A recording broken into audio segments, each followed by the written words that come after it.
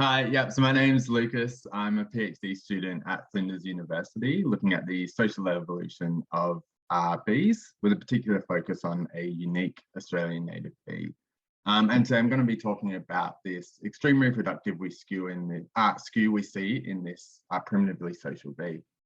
I'd also like to acknowledge the original custodians of the lands in which I'm presenting on, the Kaurna people, and the Wurundjeri people, which is where I conducted the bulk of my fieldwork.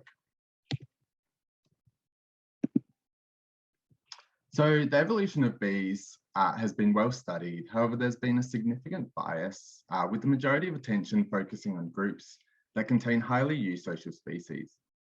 So research over the last 5 decades has focused primarily on social halictine, serotonine, xylocopine, and allodapine bees. And this has contributed disproportionately to our understanding of how these simple forms of sociality are structured. So while those bee clades have very long histories of prior social behaviour, going back many tens of millions of years, they don't necessarily provide strong insights into the very earliest stages of insect social evolution. However, one species within the coletid bee family has started to transition to a social lifestyle, and this might provide a new avenue to explore the factors that promote social living in insects. So this species is Amphilaeus morosus, and it's the only unambiguously known species within the entire coletid bee family known to exhibit social traits. And it therefore provides a unique origin to investigate these earlier stages of insect social evolution. So sociality in this species was previously thought to be casteless, so no morphological differentiation between nestmates, no reproductive hierarchies, and also no apparent kin recognition. And this species also exhibits both solitary and social nesting behaviours within the same population, making it facultatively social. And these factors suggest that Amphilaeus has been able to evolve sociality under conditions that are close to those posited for the earliest stages of insect social evolution. And it therefore represents a key species to study the evolution of social behaviour in bees. So Amphilaeus is found throughout the east coast of Australia, including the Dandenong Ranges. And this is where I did the bulk of my fieldwork. So in the Dandenong Ranges, it constructs linear nests from broken tree fern fronds that fall around the base of the fronds, and they nest in quite high densities. So you can see the frond pictured below there. And in these fronds, they provision sealed brood cells and line the nest with this cellophane-like material that's common to many high-laying bee species. So previous research assumed that nestmates contributed equally to reproduction. However, this was based on ovarian dissections rather than any genetic techniques.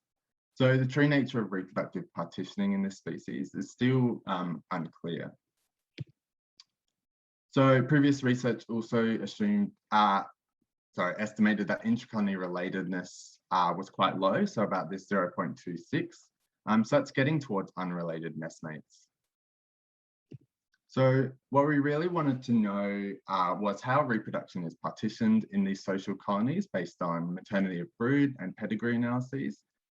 So whether there was an equal share, which you would expect from species with no clear morphological differences and such an early stage of social evolution, or if there was some level of skew. So to do this, we collected 20 nests containing 228 mothers and brood, and these were genotyped for single nucleotide polymorphisms by diversity arrays technology in Canberra. And again, these nests were collected from the Dandenong Ranges in Victoria. So once we had the nests and genotyped them, the SNPs were then filtered in the rpackage.r and ran through the program Colony to reconstruct pedigrees based on population allele frequencies. We also used the program kin group to reevaluate intracolony relatedness values and calculate pairwise estimates between mothers and brood. So what we also wanted to look at was if there are any potential dominance hierarchies that existed within social nests. So to do this, we dissected adult females and measured 4 key variables. And the first was ovary size, which was taken as the average length of the 3 largest oocytes. Wing length, which was measured as the distance from the axillary sclerites to the apex of the marginal cell on the forewing. And this was used as a proxy for body size. We also assessed wing wear, which was taken as the number of nicks in the distal forewing margins. And this was used as a proxy of both individual age and foraging activity. And we also wanted to just check the mated status between these females. And that was determined by observing for the presence of sperm in the spermatheca.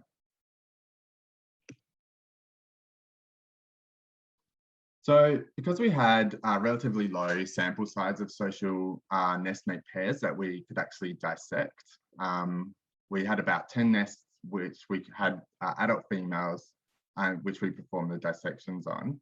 We used a Monte Carlo resampling technique to simulate social nest pairs and compare these differences in the 3 key variables in body size, ovary size, and wing wear. And what we found was that there was no significant differences in body size or ovary size between adult nestmates. So that kind of confirms the findings of a previous study. However, there was a significant difference in wing wear. So generally what we found between nestmates was that one had very worn wings, while the other had no real damage to the margins of the forewing.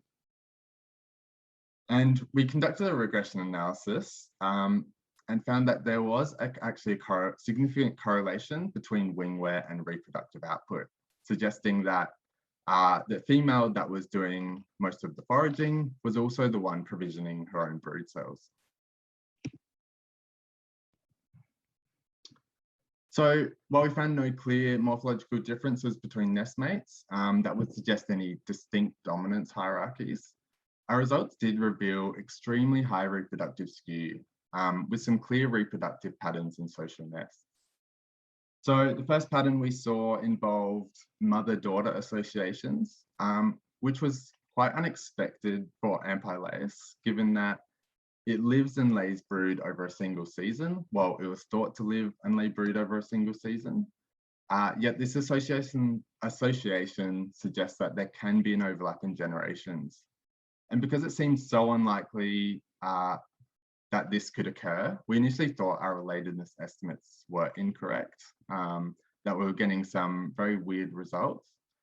However, after comparing our relatedness analyses over multiple different programs and getting experts to verify them, we're quite confident that these relatedness values are correct.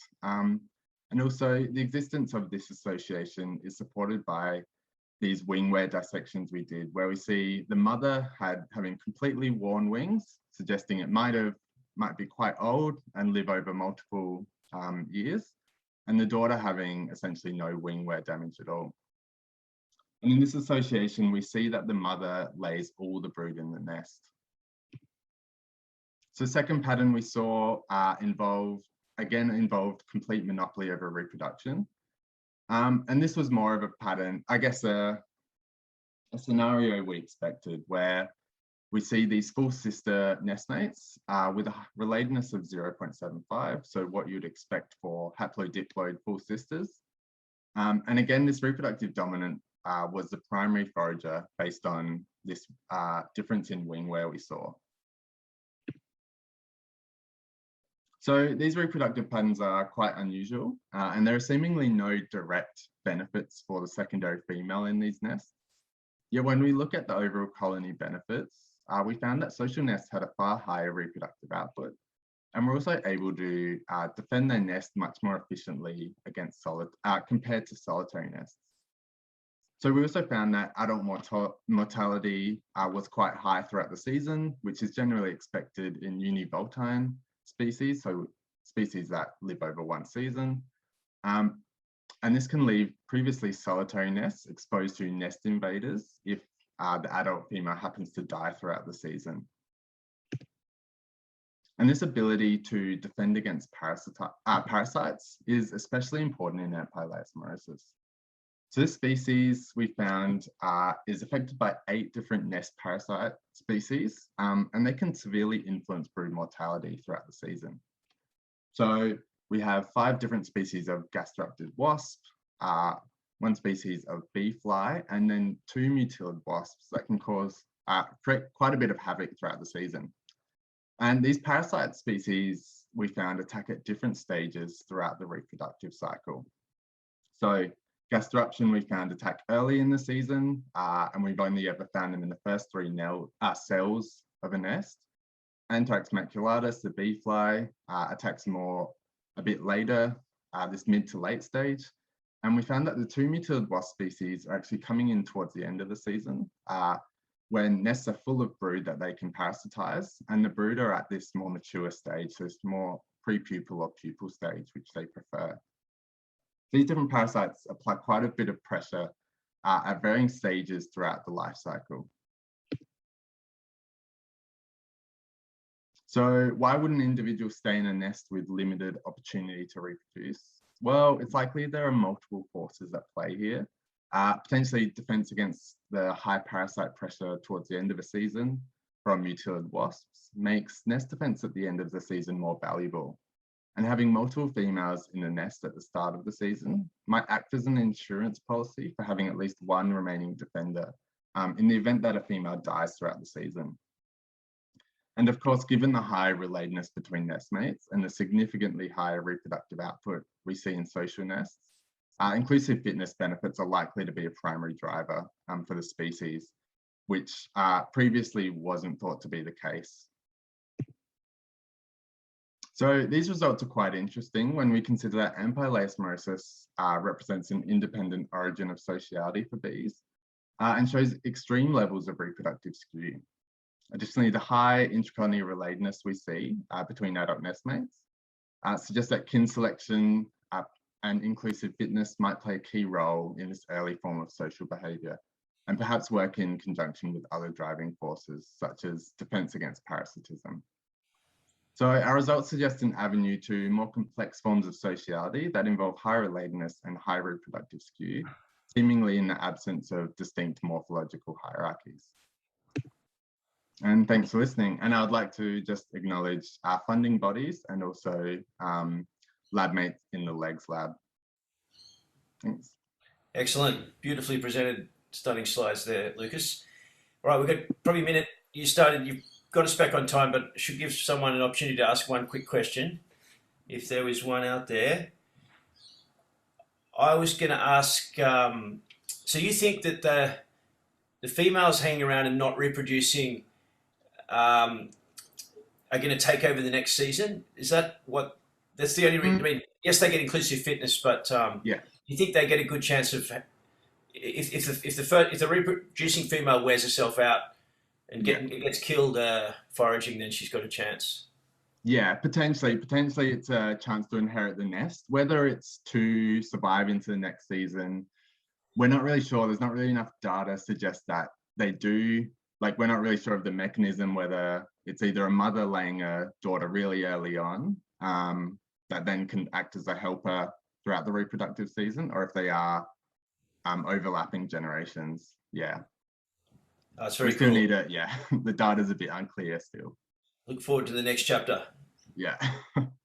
All right. Thanks so much, Lucas. We better get